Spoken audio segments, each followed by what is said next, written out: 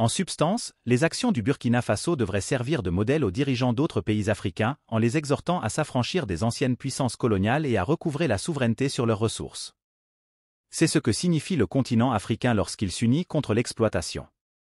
Tout comme les vagues de coups d'État ont surpris les anciens colons européens, la manœuvre du capitaine Ibrahim Traoré est destinée à bouleverser les fondements de la dynamique du pouvoir. Il est devenu la voie qui fait prendre conscience aux dirigeants africains de l'ampleur de leur pouvoir. S'ils le souhaitent, ils peuvent mettre un terme à l'exploitation de manière rapide et efficace. Cela signifie que les nations coloniales européennes qui tentent de déstabiliser le Burkina Faso se heurteront à une lutte acharnée de la part de l'ensemble du continent africain. Leur tentative d'influencer et d'utiliser des techniques peu scrupuleuses pour gouverner un seul pays échoueront face à la puissance combinée du continent africain. Mais l'or peut-il réellement transformer le Burkina Faso? Pour répondre à cette question, il faut d'abord se rendre compte de la quantité d'or que recèle ce pays. Le Burkina Faso est le 4e producteur d'or en Afrique, avec le ciment, la dolomie, le granit, le marbre, les roches phosphatées, les pommes, les matériaux volcaniques et le sel. Le Burkina Faso est le 14e producteur d'or au monde, avec une production prévue de 70 000 kg d'or en 2022.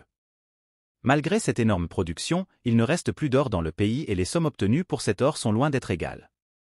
En effet, tout l'or extrait des mines du Burkina Faso est envoyé aux entreprises européennes qui exploitent les ressources du pays.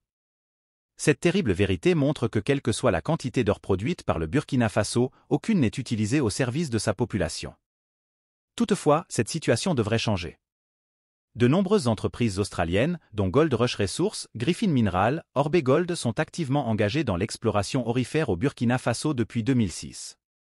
Malgré la quantité de gisements d'or mesurés et indiqués sur chaque site minier du Burkina Faso, tout leur extrait est rapidement expédié hors du pays pour finir dans les coffres des banques européennes. En développant ces points principaux, il apparaît clairement que le Burkina Faso dispose d'un énorme potentiel de ressources naturelles inexploitées. Les importants gisements d'or et d'autres minéraux permettent de modifier l'économie du pays et d'améliorer le niveau de vie de la population. Avec l'ambition du capitaine Ibrahim Traoré de reprendre le contrôle des ressources du Burkina Faso, on peut espérer que le pays et ses habitants bénéficieront enfin de l'or et d'autres minerais importants. Il s'agit d'un moment décisif, car la richesse générée par les terres sera réinvestie pour promouvoir la croissance, le développement et la prospérité au Burkina Faso. Le projet d'exploitation de l'or et d'autres minerais importants est un moment décisif, car les richesses générées par la terre seront réinvesties pour promouvoir la croissance, le développement et la prospérité au Burkina Faso. Avec l'ambition du capitaine Ibrahim Traoré de reprendre le contrôle des ressources du Burkina Faso, on peut espérer que le pays et ses habitants bénéficieront enfin de l'or et d'autres minerais importants. Il s'agit d'un moment décisif, puisque la richesse générée par les terres sera réinvestie pour promouvoir la croissance, le développement et la prospérité au Burkina Faso. Et si le Burkina Faso pouvait contrôler ses propres ressources? Au lieu de dépendre des entreprises étrangères pour ses revenus, le gouvernement pourrait capitaliser sur les bénéfices de l'exploitation de l'or, créer des emplois pour ses citoyens et s'assurer que l'argent gagné reste à l'intérieur de ses frontières. C'est exactement la grande stratégie envisagée par Ibrahim Traoré.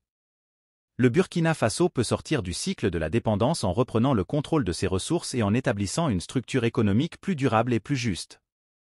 Il s'agirait de donner la priorité aux investissements dans des activités autres que l'extraction de l'or, d'encourager la création d'emplois et de stimuler l'expansion d'industries telles que l'agriculture, l'industrie manufacturière et la technologie.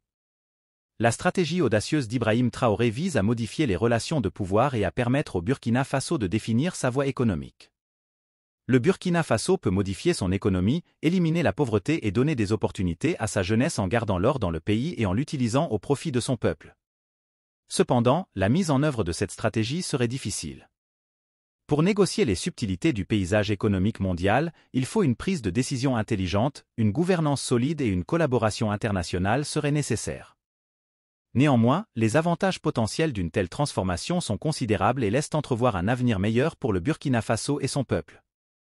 Le chemin à parcourir sera difficile, mais la volonté d'abolir l'exploitation et la pauvreté au Burkina Faso ne faiblira pas. Le dévouement du capitaine Ibrahim Traoré à l'autonomisation du peuple et à la transformation du destin du pays est un rayon de lumière dans la lutte contre la malédiction des ressources et la poursuite d'un Burkina Faso meilleur et plus riche. En conclusion, la dépendance actuelle du Burkina Faso à l'égard de l'exploitation aurifère limite la diversification économique du pays et maintient un cycle de dépendance à l'égard des entreprises étrangères. La proposition d'Ibrahim Traoré de reprendre le contrôle des ressources du Burkina Faso et de donner la priorité au développement du pays est audacieuse et pleine d'espoir. Le Burkina Faso peut libérer tout son potentiel, atteindre une prospérité durable et améliorer la vie de ses habitants en rompant avec ce cycle de dépendance. Même si la tâche sera difficile, le Burkina Faso pourrait reprendre le contrôle de toutes les mines d'or à l'intérieur de ses frontières. La stratégie d'Ibrahim Traoré vise à renforcer le pays tout en s'assurant que les avantages de l'exploitation de l'or restent à l'intérieur de ses frontières. Toutefois, pour atteindre cet objectif, il faudra une planification réfléchie, un leadership fort et une collaboration internationale. Si le Burkina Faso peut reprendre le contrôle de ses mines d'or, il pourrait créer un précédent pour d'autres pays africains confrontés à des problèmes similaires. Le succès du plan Traoré pourrait inciter d'autres gouvernements africains à reconsidérer leurs liens avec les entreprises européennes qui abusent de leurs ressources depuis des décennies. Il pourrait en résulter un changement dans les relations de pouvoir lorsque les accords d'extraction des ressources seront réévalués. En outre, s'il est prématuré de prédire la fin de la période d'abondance de l'Europe en se basant uniquement sur les activités du Burkina Faso, il n'en reste pas moins qu'un certain nombre d'autres pays sont en train de s'y opposer. La proposition de Traoré indique une prise de conscience et un désir croissant des gouvernements africains d'exercer un plus grand contrôle sur leurs ressources. L'exploitation des ressources africaines par des entités extérieures a toujours été un problème, et la vision de M. Traoré pourrait marquer un tournant. Il est essentiel de se rappeler que les complexités et les interdépendances du système économique mondial font de toute réforme significative une entreprise difficile. Le succès du Burkina Faso dépendra de plusieurs facteurs, dont la volonté politique, la stabilité économique et la collaboration internationale. En outre, la réaction des entreprises et des gouvernements européens à ces initiatives sera déterminante pour le résultat. Pensez-vous que le Burkina Faso devrait reprendre le contrôle des mines d'or à l'intérieur de ses frontières? Le concept de Traoré pourrait-il représenter pour vous un tournant décisif? Et n'hésitez pas à en discuter dans les commentaires. N'oubliez pas de vous abonner à cette chaîne pour plus de films éducatifs sur l'Afrique. Merci pour votre visionnage et à bientôt dans les prochaines vidéos.